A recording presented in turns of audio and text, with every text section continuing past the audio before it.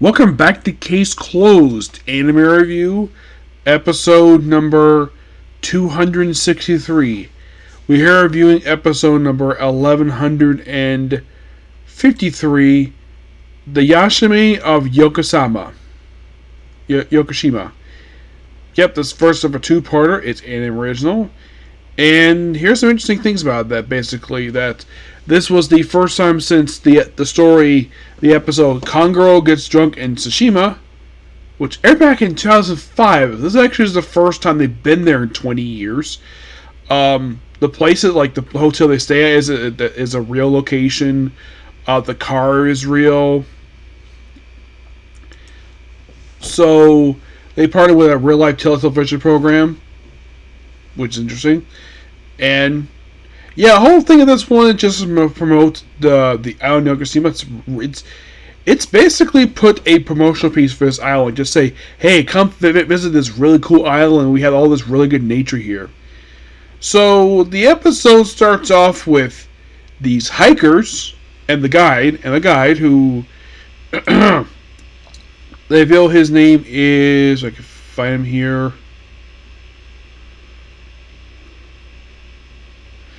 Kapapu. Kapatapu. I think that's his name. Yes. So they arrive at the top of the mountain. They arrive at this ancient tree where they find a woman on the ground who is dead. And they found that she died of a heart attack. And then, of course, basically, we later find out that her father decided to hire Kanguro to investigate her murder because the police investigation is stalled. And of course, they have, mentioned the whole thing with the island. And apparently, people get the assumption that the island is just basically mountains and trees, which, yeah, that's kind of true. Just come here basically to see what it is. So there are three suspects that he talks to some people. One, they talk to this official who's father of the character who died. First they talked to a tour guide, which apparently, like, after they arrived there, which apparently there was a proposal put in to limit the amount of tourists.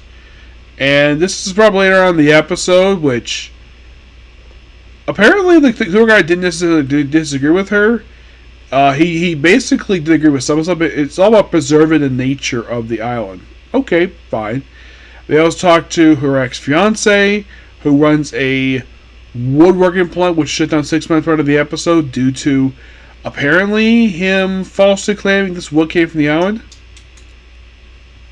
Oh, and the reason they broke up, he cheated on her, despite the fact they're engaged and married. And there was also hints, possibly that, well, the character's childhood friend, who was a girl, Kasumi, who was basically may have feelings for her best friend's fiance, which according to her, nope, not true.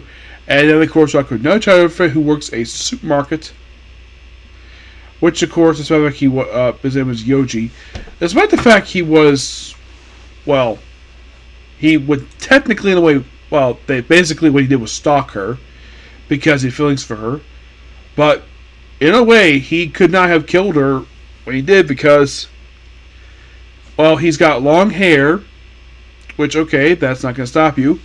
But apparently because he is very chubby, and I would agree with him, basically. He couldn't do it because the guy would be exhausted before he gets to the mountain. Trust me, when I was saying I'm chubby too, I would feel the same way. So basically they do have so Rand proceeds to make a appointment with the tour guide to, after also goes some drinking. Of course, they expect Toro behind it because he may have insurance policy. And of course, basically Mori throws out because you can't exactly take a insurance policy on your lover. And of course, the locals think, because, well, that they suspect he killed her because she dared break up with him. She had a reason why. Yes. So, and then Rand's like, Dad, stop drinking. We need to go bed early. Why? Because we're hiking in the morning at 4 a.m. And I agree with more on this. Like, why 4 a.m.? The earliest I've ever gotten up was 4:30. That was basically just to go to daycare. I despised it. I hated getting up at 4:30 in the morning. To this day, I have always thought that was way too early to get up. The earliest I do get up to go to work, that I have gotten up to work, was 5 a.m.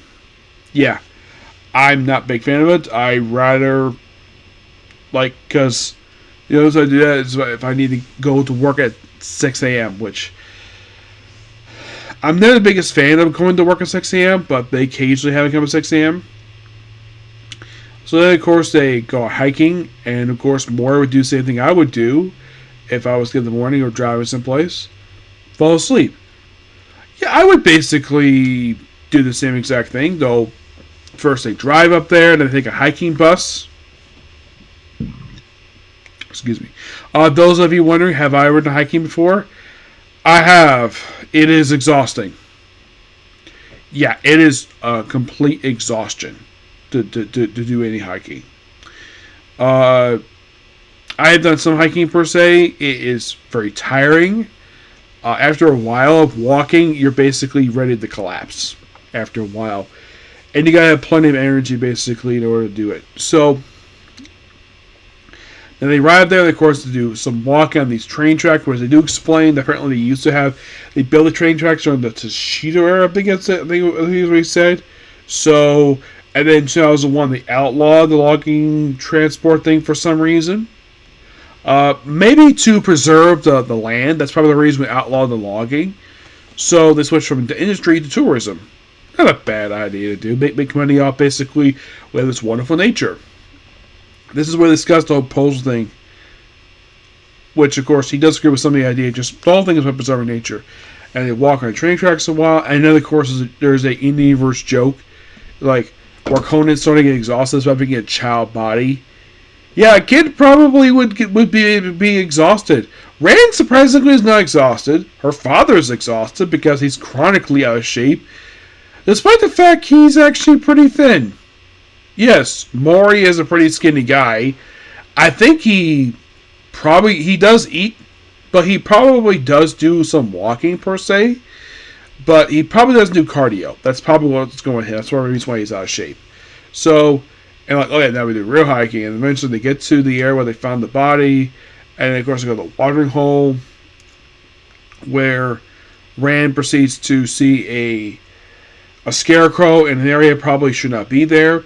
So they explained that this particular demon, the Yamahime, that's kind of what the name of this creature is, where this woman, if you don't smile, will drink all your blood. Yes, seriously, it would actually do that. So then, of course, basically, don't think what else. Oh yeah, and then of course, basically, they get to like this cliff area thing, but not like too far of a drop. So then, of course, the sun's bright, but Conan uses telescopic lens. Yes, a telescopic lens.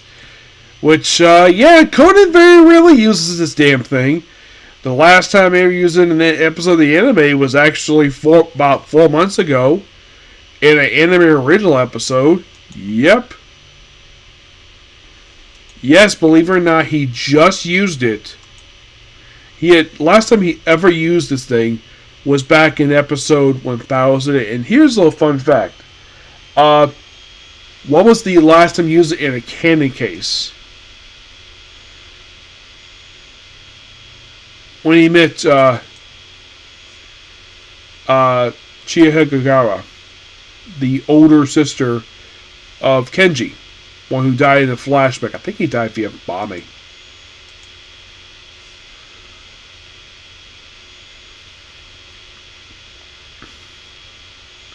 Yeah.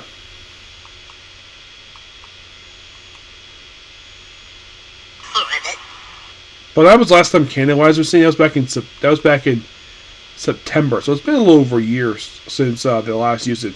They very rarely use it as canon-wise. Though I should point out that the manga only appeared 3 times. Last time it appeared was actually in Chapter 1000, which actually was adapted 4th episode 1009. If you're curious, where is the more prominent feature the telescopic lens? The movies. Yeah, I think I know the reason why. Because it's probably not something Kono would use very much. That's probably the reason we save for the movies, because it's more wider scale. Goes, oh look, it's a child of a friend. She's running off a cliff. But she survived anyways. And of course, there's the whole thing with the Yamahime. And then the episode ends up like morning, and everyone's like wondering what the heck's going on. Excuse me. The story does wrap up there.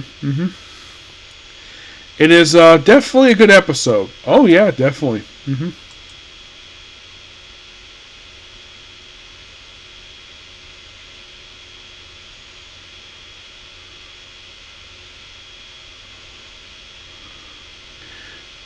But looking forward to next week episode of the series. So, well, yes. But after the next episode, don't know when the next episode's gonna be because they haven't listed it up. They haven't released the name of the episode yet. So that's gonna be pretty much a particular review. Please be sure to like, comments. Well, before I end it, there was new manga released. Yes, brand new manga. I'm like, finally, it's been like a couple months since they last released some manga. Yeah, they released 3 chapters of a new story arc. Yep, first chapter is The Light of the Dead. So, Detective Boys and Gasa are going to the headquarters of Nagasaki. Well, apparently it's just for a visit. Yep, they run into the popular detective normally see there, and then they run to some other people, and of course they see some other people. Of course, we meet these people here. Kari Nanjo, Sasuke Kazuki, Yuta Kagura, which this design has been frequently used by the writer of the series, and Tamaki Idoro. Basically, they're all ghost hunters, and similarly put, they're kind of like the adult versions of Detective Boys. Well, they use similar things. They hunt ghosts, and the Detective Boys hunt criminals with cops. And the thing with Detective Boys is, despite the fact they're kids, they don't lie. No. Because the common misconception about children, they frequently lie. They don't lie. They actually, they believe what they said, yes, but generally put, a lot of the stuff they usually say is true. My thing is, if kid says something, try to verify first. So automatically, instead of saying, "Oh, you're lying because you're a kid." That's kind of a thing with this show. So the whole thing with transceivers. Of course, they go some ghost hunting, and they check look like some wrecked house, and they pray at some candle, and then for some reason the chapter ends with the woman praying, and her arm catches on fire. Yeah, believe it or not, that also happens next chapter too. One of the members, he gets basically arm caught on fire while he's driving. I'm like, damn, that hurts. So they put out the fire. They of course basically like, of course there's a murder happening too, and of course they have some disagreement. Have some smoke and more fire, and of course they drive to a restaurant. And they drive. This is where the fire happens with the other guy, who his arm gets catch on fire mysteriously. And then, of course, basically they do put it up with the very next chapter. By the way, name of the 3 chapters are The Light of the Dead, The Fire Burn Once More, and the 3rd chapter of this arc is Shifting Through the Ashes. So 3 people, well, one of them basically has the smoke behind him, basically his back on, like, smoke. So, oh yeah, he got in an accident too, so he's taken to the hospital. They of course, the kids basically tell him what happened, and I don't think they actually think they're lying per se, but the also there with them, the ghost hunters, they do verify what they said. Yeah, they're telling the truth. Yep, they explain what happened. Of course, they show all the editors thing, possibly ghosts. Of course, they explain what's going on here. Yeah, they do this roughly 3 chapters into the story, not, with the opening chapter, which is interesting. And of course, they look at the personal effects. Yeah, show the picture of them basically 20 years prior. Very crystal clear. Yeah, and it looks like, though, that we're going to wrap the chapter with the very next chapter, which is going to be 1140. Yep. So, yeah, it looks like this one's going to be 4 parts, not 3, which, good. I'm getting really sick of basically, 3-parters. Really? 3 chapters, oh, we wrap it up. But look at this one's 4 parts. Thank God, it's been a while since basically I won. It's not 3 parts. Yep. This one's interesting. I like it.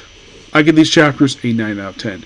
So, that's pretty much it particular review. Please be sure to like, comment, subscribe, turn notifications, and do this. I'm going to head out for a bit to go see Captain America Brave New World.